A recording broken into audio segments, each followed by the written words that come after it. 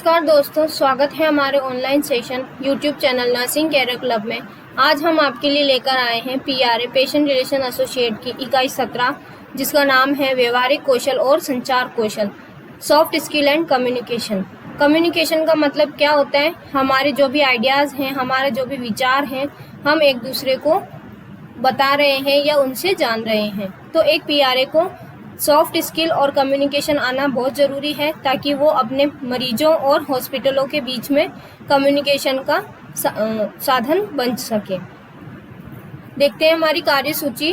पहले हम देखेंगे अवलोकन, जो हम स्लाइड नंबर 6 पर देखेंगे। दूसरा, संचार की परिभाषा, जो हम स्लाइड नंबर 7 पर देखेंगे। तीसरा, मौखिक संवाद, जो हम स्लाइड नंबर 8 पर देखेंगे। चौथा, गैर मौखिक संचार, जो हम स्लाइड नंबर 10 पर देखेंगे। पांचवा, औपचारिक संचार, जो हम स्लाइड नंबर 11 पर देखेंगे। छठा, अनौपचारिक संचार, जो हम स्लाइड नंबर 12 पर देखेंगे। सातवां, संचार प्रक्रिया, जो हम स्लाइड नंबर 13 पर देखेंगे। आठवां, संचार को प्रभावित करने वाले कारक, जो हम स्लाइड नंबर 14 पर देखेंगे। नौवां, संचार में आने वाली बाधाएं, जो हम स्लाइड नंबर 15 पर देखेंगे। 10वां, प्रभावी संचार, जो हम स्लाइड नंबर 16 पर देखेंगे। 11, प्रभावी संचार के साथ ही, जो हम स्लाइड नंबर 17 से 21 पर देखेंगे। 12, भाषा कौशल, जो हम स्लाइड नंबर 23 पर देखेंगे। 13, सुनने का कौशल, जो हम स्लाइड नंबर 24 पर देखेंगे। 14, प्रभावशाली तरीके से सुनने के लिए दिशा निर्देश, जो हम स्लाइड नंबर 25 से 26 पर देखेंगे। 15, बोलने का कौशल, जो हम स्लाइड नंबर 28 पर देखेंगे। 16, बोलने के कौशल के घटक, जो स्लाइड नंबर हम 29 से 30 पर देखेंगे। 17, पढ़ने का कौशल, जो हम स्लाइड नंबर 31 पर देखेंगे। 18, लेखन का कौशल, जो हम स्लाइड नंबर 32 पर देखेंगे। 19, मरीज के बुलावे का जवाब देना, जो हम स्लाइड नंबर 33 पर देखेंगे। 20, कॉल बेल आवृत्ति के लिए आम कारण, जो हम स्लाइड नंबर 34 से 35 पर देखेंगे। फिर हम देखेंगे अभ्यास प्रश्न 21 नंबर पर, जो हम स्लाइड नंबर 9, 22 और 27 पर देखेंगे। देखते हैं हमारा टॉपिक, स्टार्ट करते हैं। अवलोकन। अवलोकन का मतलब क्या होता है? किस तरीके से हम हमारे कम्युनिकेशन को पहचान रहे हैं या जान रहे हैं। संचार और संचार शैलियों के विभिन्न प्रकार की अच्छी समझ आपको लोगों को बेहतर ढंग से समझने और निपटने, गलतफहमी और गलत धारणाओं को दूर करने में मदद कर सकता है। लोग अलग अलग तरीके से बात करते हैं। एक सामान्य कार्य सहायक के रूप में आप मरीज से बात करने का तरीका और आपका व्यवहार आपको कौशल पर निर्भर करता है या आपके कौशल पर निर्भर करता है। किस तरीके से हम हमारा कम्युनिकेशन का मतलब होता है संचार, मतलब हम किस तरीके से बात करते हैं, हमारे जो भी विचार हैं या हमारे मन की बात जो है, हम किस तरीके से लोगों को बताते हैं और किस तरीके से हम उनसे उनके मन की बात को जानते हैं। ये सारी हमारे कौशल पर निर्भर करता है। किस तरीके से हम एक बेहतर ढंग से उसे समझ सकते हैं, निपट सकते हैं, गलतफहमी, गलत धारणाओं को दूर कर सकते हैं। ये सारी चीज़ें हम इसमें जानते हैं और अपने प्रोफेशन में उसे फॉलो भी करते हैं। फिर देखते हैं संचार की परिभाषा। बोलने, लिखने या किसी अन्य माध्यम का उपयोग करके जानकारी प्रदान करना या आदान प्रदान करने का अर्थ होता है सूचना भेजना या प्राप्त करने का साधन, जैसे टेलीफोन लाइन या कंप्यूटर। संचार एक तरफा, दो तरफा या सामूहिक रूप से किया जा सकता है। संचार एक इंटरैक्टिव प्रणाली है। वातावरण में व्यक्तियों के बीच लगातार हो रहे बदलाव और लेन देन की श्रृंखला है। जो कम्युनिकेशन है उसे किस तरीके से हम बता सकते हैं? बोलकर, लिखकर या इशारों में हम हमारी मन की बात दूसरे को बता सकते हैं। ये एक माध्यम है हमारे विचारों को आदान प्रदान करने का। कम्युनिकेशन जिस सूचना भेजने और लेने का कौन से साधन है? टेलीफोन है, कंप्यूटर है। हम बोलकर अपना मन की बात या सूचना उसे बता सकते हैं। मौखिक संवाद, बोलकर हम किस तरीके से बात कर सकते हैं। जब हम बोलते हैं या लिखते हैं तो हम शब्दों का प्रयोग करते हैं, ये मौखिक संचार कहलाता है, मतलब रिटन कम्युनिकेशन। वर्बल कम्युनिकेशन, जिसे हम बोलते हैं मौखिक संचार। वर्बल कम्युनिकेशन मतलब हम उसे अपने शब्दों में बोलकर बताते हैं। बोलचाल मौखिक संचार। लेखिक मौखिक संचार मतलब हम बोलकर अपना कम्युनिकेशन कर सकते हैं या लिखकर भी हम कम्युनिकेशन कर सकते हैं। बोलकर हम किस तरीके से आमने सामने संचार करना, आमने सामने बोलकर, वाणी, फोन पर बातचीत करना, इंटरनेट के माध्यम से बातचीत करना, ये सब एक बोलचाल मौखिक संचार होते हैं। लिखित मौखिक संचार के अंदर क्या आता है, समाचार पत्र में पाए लेख, ईमेल, मेमो, बुलेटिन, ये सब एक लिखित मौखिक संचार के अंदर आते हैं। अभ्यास प्रश्न 1, प्रश्न मौखिक संवाद के निम्न में से प्रकार। मौखिक संवाद के निम्न में से प्रकार, पहला बोलचाल मौखिक, लिखित मौखिक, अ व ब दोनों, निम्न में से कोई नहीं, कारण इन दोनों के द्वारा हम बेहतर संवाद कर सकते हैं। सही उत्तर है अ व ब दोनों, बोलचाल और लिखित मौखिक। गैर मौखिक संचार, गैर मौखिक संचार के अंदर हम देखते हैं उदाहरण, शारीरिक हाव भाव, आवाज का स्वर, इशारे का स्पर्श, चेहरे का भाव, ये सूचित प्रस्तुति साइन बोर्ड या यहाँ तक कि फोटो, रेखाचित्र और चित्रों के रूप में हो सकता है। मतलब हम बिना बोले भी हमारी जो कम्युनिकेशन है उसे कर सकते हैं। हम लोगों को अपने मन की बात या अपने जो भी विचार हैं वो बता सकते हैं, जैसे नॉट, प्लीज, थैंक यू। तो ये जो साइन है हम देख सकते हैं और इसी तरह लोगों को बिना बोले भी हम उन्हें अपनी बात पहुंचा सकते हैं। औपचारिक संचार, औपचारिक संचार सीधा, आधिकारिक और सटीक होता है और इसका लहजा कड़े और कठोर स्वर का होता है। यह आधिकारिक तर्ज का अनुसरण करता है, मतलब स्ट्रिक्टली जो बात करना होता है उसे हम बोलते हैं औपचारिक संचार। अनौपचारिक संचार, अनौपचारिक मतलब इनफॉर्मल, और जो औपचारिक होता है वो फॉर्मल, हमें एकदम ऑफिशियल वर्क के तौर पे जो बात करते हैं वो औपचारिक, और जो हम फ्रेंडली बात करते हैं वो अनौपचारिक संचार होता है। अनौपचारिक संचार को चर्चा संचार के रूप में भी जाना जाता है। इसके कोई कठोर नियम और दिशा निर्देश नहीं होते हैं। अनौपचारिक बातचीत के लिए समय, जगह, यहाँ तक कि विषयों की सीमाओं की जरूरत होती है। अनौपचारिक संचार के उदाहरण गप्पे लड़ाना वाले झुंड, परिवार, दोस्त आदि होते हैं। देखते हैं संचार प्रक्रिया। संचार जो कि मानव बातचीत का आधार है, एक जटिल प्रक्रिया है। इसके निम्नलिखित मुख्य घटक हैं। किस तरीके से हम कम्युनिकेशन कर सकते हैं, किस तरीके से हम हमारी बातचीत को एक से दूसरे पर्सन तक बता सकते हैं, उसका क्या प्रोसेस होता है वो हम देखते हैं। सेंडर, मैसेज, माध्यम, प्राप्तकर्ता, प्रतिक्रिया, संदर्भ। मतलब जो सेंडर है वो मैसेज सेंड करेगा किसके थ्रू, चैनल के थ्रू, और जो रिसीवर है वो रिसीव करेगा और रिप्लाई करेगा और रेफरेंस देगा, संदर्भ देगा। जैसे हमने हमारा फ्लो चार्ट देखा है, सेंडर मैसेज सेंड कर रहा है किसके थ्रू, चैनल के थ्रू, और रिसीवर चैनल के थ्रू मैसेज ले रहा है और फीडबैक दे रहा है। फिर है संचार को प्रभावित करने वाले कारक। कौन कौन से ऐसे कारक हैं जो संचार को प्रभावित करते हैं, किस कारण से कम्युनिकेशन में बैरियर्स होते हैं।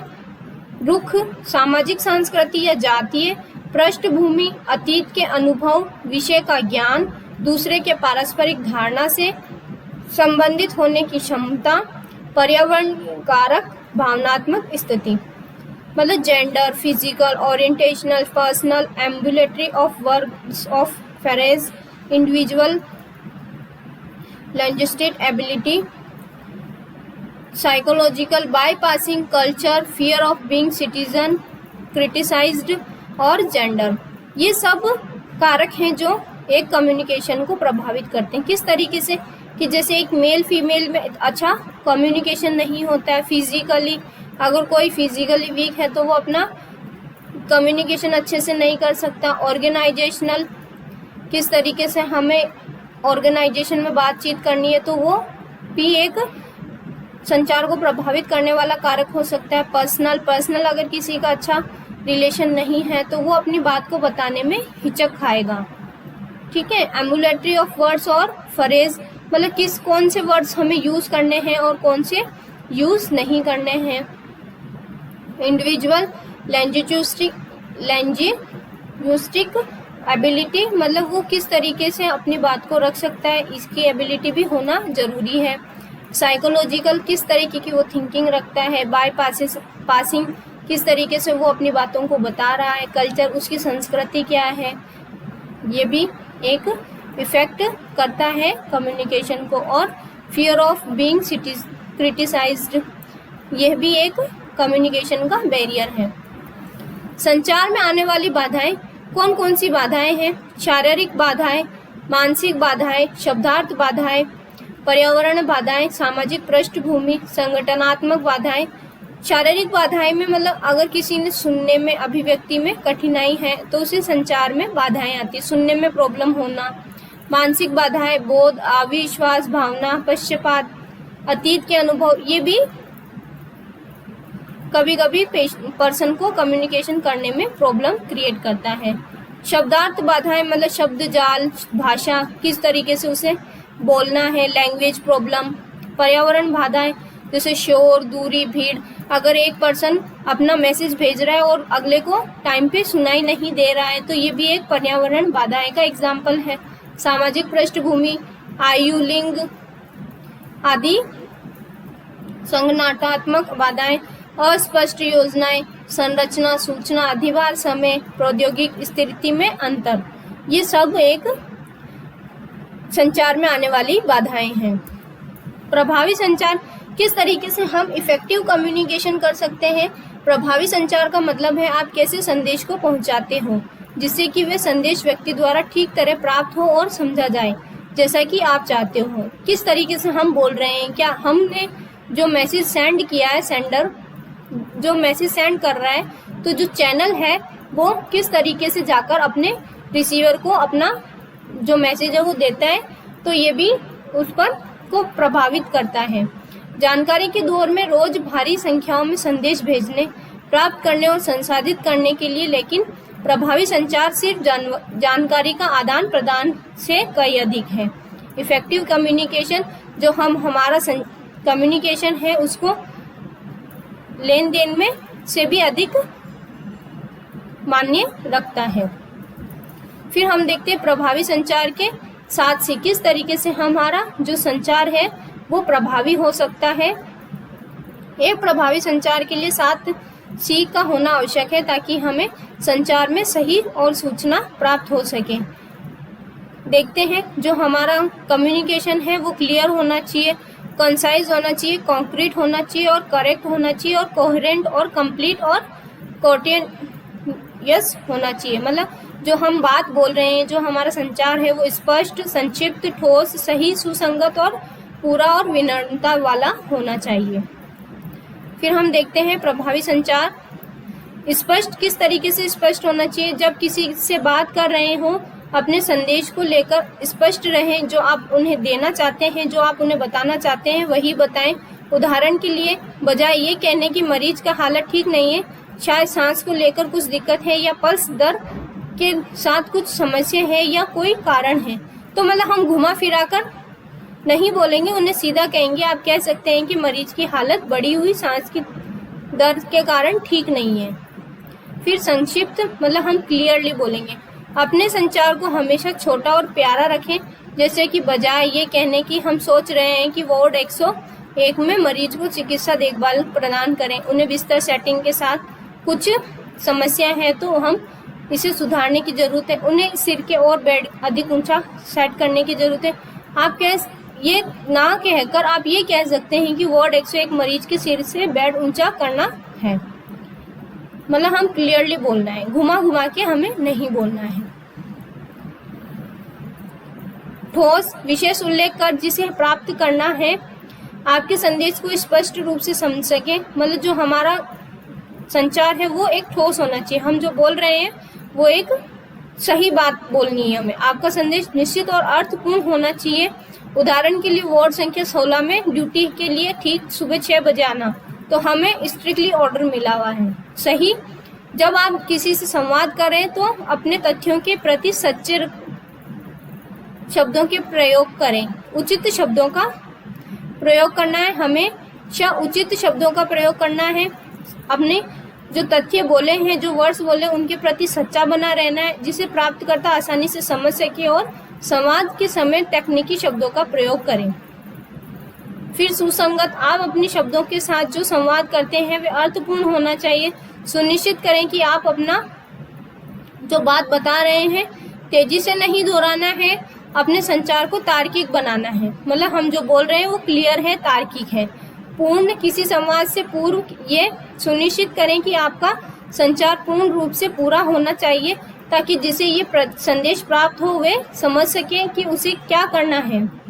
उदाहरण के लिए, जब किसी मरीज को हस्तांतरित करने के लिए सहयोगी से बात कर रहे हों तो इसके संबंध में पूरी जानकारी प्रदान करनी है। फिर है विनम्रता। विनम्रता से हमें बोलना है, किसी को भी बात बतानी है तो हमें विनम्रता का उपयोग करना है। संवाद स्थापित करते समय हमेशा दूसरे का सम्मान करना है। अपनी बात में अशिष्ट और अभ्यास भाषा का प्रयोग ना करें। संदेश आगे पहुंचाते समय दोस्ताना दृष्टिकोण का प्रयोग करें। विनम्र, अनुकूल और खुले विचारों और ईमानदार बने रहें।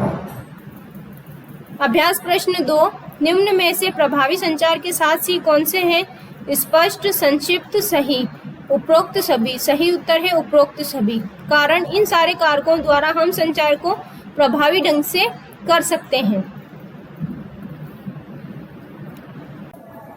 भाषा कौशल में बोलना, सुनना, पढ़ना और लिखने का कौशल शामिल है। अस्पताल में काम कर रहे पीआरए के लिए आवश्यक है कि वह LSRW कौशल के साथ अच्छी तरह से वाकिफ हों। तो चलिए इनके बारे में हम एक एक कर जानते हैं कि दिए गए कार्य के लिए इनके महत्व के बारे में पता करें। सुनने का कौशल, सुनना उस ध्वनि का संदर्भित करता है जिसे आप सुनते हैं, जबकि सुनने के लिए इससे अधिक आवश्यकता होती है। सुनने का मतलब है सिर्फ किसी की बात को सुनना नहीं, बल्कि उस सही तरीके से समझना और जानना आवश्यक है। आपको हमेशा ध्यान देना चाहिए कि भाषा और आवाज का प्रयोग और कैसे अन्य व्यक्ति अपने हाव भाव का प्रयोग करता है। सुनना एक वह क्षमता है जिसमें संचार प्रक्रिया में संदेश को ठीक तरह से प्राप्त किया जा सकता है। एक अच्छा श्रोता केवल वह नहीं होता जो कहा जाता है कि, बल्कि वह होता है जो सुनता है, अनकहा छोड़ दिया जाता है या आंशिक रूप से कहा जाता हो। उदाहरण के लिए, अगर कोई बताता है कि वह अपने जीवन में खुश है, साथ में वह दांत पीसता है या उनकी आंखों में आंसू आ जाते हैं, तो आपको समझना होगा कि यह मौखिक और गैर मौखिक संदेशों में टकराव है। प्रभावशाली तरीके से सुनने के लिए दिशा निर्देश, बात ना करें। हमारे पास 2 कान हैं लेकिन केवल मुंह एक है। जब 2 व्यक्ति आपस में बात कर रहे हों तो बीच में किसी भी प्रकार का हस्तक्षेप नहीं करना है। बात पूरी हो जो जानने पर ही अपनी बात को कहना है। ध्यान से सुनना, बोलने वाले पर ध्यान दें। जब किसी मरीज की बात सुनते समय अन्य बातों को दूसरे रखें और मरीज के द्वारा कही गई बातों का ध्यान से सुनें। वक्त पर अपनी बात आराम से कहें, इसका ध्यान रखें। वक्ता खुलकर अपनी बात कह सके, इसमें उसकी मदद करनी चाहिए। वक्ता कोई भी हो सकता है, उनकी जरूरतों और आवश्यकताओं का ध्यान रखना चाहिए। मंजूरी देना या अन्य इशारों या अन्य शब्दों के प्रयोग से हम जारी रखने के लिए प्रोत्साहित कर सकते हैं। विकर्षण हटाएं, क्या कहा जा रहा है इस बात पर ध्यान केंद्रित करें। अन्य गतिविधियों जैसे कागज पर लकीर बनाना, कागज में फेरबदल करना, अपनी मेज ठीक करना आदि नहीं करना है। आवश्यक बाधाओं से दूर रहना है। सहानुभूति दिखाएं, दूसरे व्यक्ति के दृष्टिकोण को समझने के लिए कोशिश करें। मुद्दों को उनके दृष्टिकोण से देखें। पूर्व निर्धारित विचारों का दिमाग से हटा दें। धीरज रखें। रुकना, यहाँ तक कि देर तक चुप रहना, इसका मतलब यह नहीं कि वक्ता ने अपनी बात पूरी कर ली है। किसी के लिए वाक्य को पूरा न करें। अभ्यास प्रश्न 3, प्रभावशाली तरीके से सुनने के लिए दिशा निर्देश निम्न में से कौन से हैं? बात न करना, पूर्वाग्रह से बचें, लहजे को सुने, उपरोक्त सभी। सही उत्तर है उपरोक्त सभी। इन तरीकों द्वारा हम किसी भी चीज को बेहतर ढंग से सुन सकते हैं। बोलने का कौशल, पेशेवर वातावरण में बात करने की कला की आवश्यकता सबसे अधिक होती है। प्रभावशाली रूप से बोलना वह क्षमता है जो शब्दों के माध्यम से दर्शकों को प्रभावी ढंग से संदेश को व्यक्त करता है। बोलना एक परस्पर संवादात्मक प्रक्रिया है। जिसमें अर्थ का निर्माण किया जाता है। किस तरीके से हम हमारे शब्दों को अर्थ में परिवर्तित कर दूसरे व्यक्ति को बताते हैं, जिसमें उत्पादन, प्राप्त करना और मौखिक रूप से प्रसंस्करण जानकारी शामिल होती है। बोलने के कौशल के घटक, पहला स्वर में शामिल होता है, कितना ऊंची आवाज में है, कितने स्तर और किस भावना के साथ आप बोल रहे हो, और उन शब्दों पर जिन्हें आप विशेष जोर देकर कहते हैं। अगर आप ऊर्जा की कमी के साथ और नीरज स्वर में बात करते हैं तो निश्चित रूप से मरीज उब जाएगा। सूझबूझ, मौखिक संचार के लिए निश्चित रूप से एक विषय की आवश्यकता होती है। कहने या बात को शुरू करने के लिए मतलब सूझबूझ बनकर बोलने का कौशल हमें सीखना होता है। व्याकरण, सबसे जरूरी है कि आप वार्तालाप में सही वाक्य का इस्तेमाल करें। लिखित और मौखिक रूप से भाषा में विशेषज्ञता प्राप्त करने के लिए व्याकरण की उपयोगिता का सही तरह से इस्तेमाल सीखना आवश्यक होता है। शब्दावली, यदि आपके पास पर्याप्त शब्दावली नहीं है तो आप प्रभावी ढंग से दोनों मौखिक और लिखित रूप से अपने विचारों का व्यक्त नहीं कर सकते। शब्दावली के बिना कुछ भी विचार व्यक्त नहीं किए जा सकते हैं।